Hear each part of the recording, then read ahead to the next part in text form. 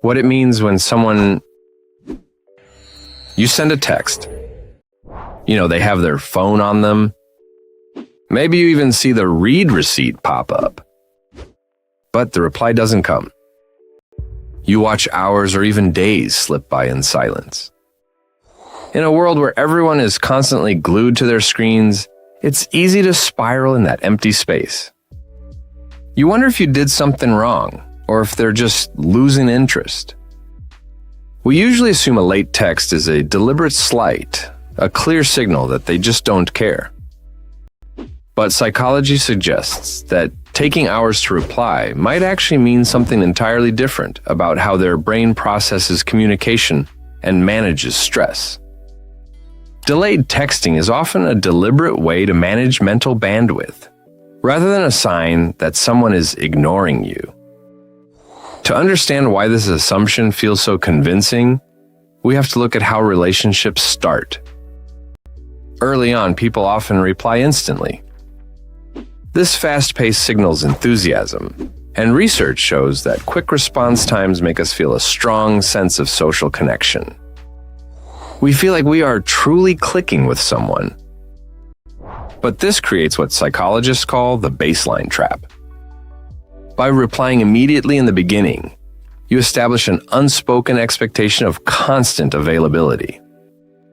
Over time, as the honeymoon phase settles, maintaining that speed becomes unsustainable. That expectation shifts from feeling like a choice to feeling like an exhausting obligation. When their texting finally slows down, it feels like a withdrawal of affection. But in reality, they aren't managing their feelings about you. They are managing their relationship with their phone. What the evidence actually points to is a combination of decision fatigue and digital burnout. We live in an always-on culture where our devices demand our constant attention. After a long day of making choices at work, navigating commutes, and fielding emails, the brain's cognitive reserves become depleted. In this state of decision fatigue, even a simple text can feel like an overwhelming demand on your energy. Opening the message requires emotional effort. So the person thinks, I'll reply when I have the energy to actually engage. This innocent thought triggers the planning fallacy. They want to give you a thoughtful, meaningful reply, so they wait for the right time to write it. But because they are already burnt out, that perfect moment of high energy never arrives, and the delay stretches from minutes into hours. People who transition into slow texters are often just entering a recalibration phase. Feeling obligated to respond immediately to every single notification contributes to chronic stress. Slowing down is a necessary way to regain control over their time. Because we don't see this internal struggle, outsiders often misread the behavior.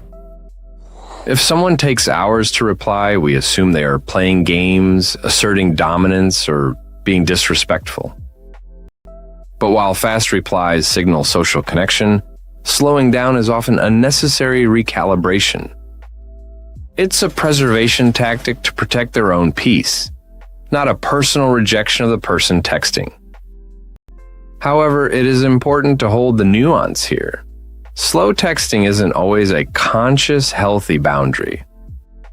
Sometimes it stems from social anxiety, perfectionism, or a fear of miscommunication. The pressure to respond perfectly causes them to freeze, leading to fear-driven hesitation rather than healthy pacing. Context also heavily matters. A delay of a few hours is normal bandwidth management, a healthy pushback against the stress of digital availability. But consistent delays of over 12 hours in an established relationship, without any explanation, cross a different threshold. At that point, it can sometimes signal avoidance, disrespect, or a lack of prioritization. Final takeaway. Ultimately, when someone takes a few hours to text you back, it is often a sign that they are trying to engage with you intentionally, rather than just automatically. A fast, knee-jerk reply might give you a quick hit of reassurance, but a delayed response often means they are waiting until they have the emotional capacity to truly connect. True connection doesn't require constant availability. Sometimes the healthiest relationships are the ones where silence isn't viewed as a threat, but as a shared threshold for peace.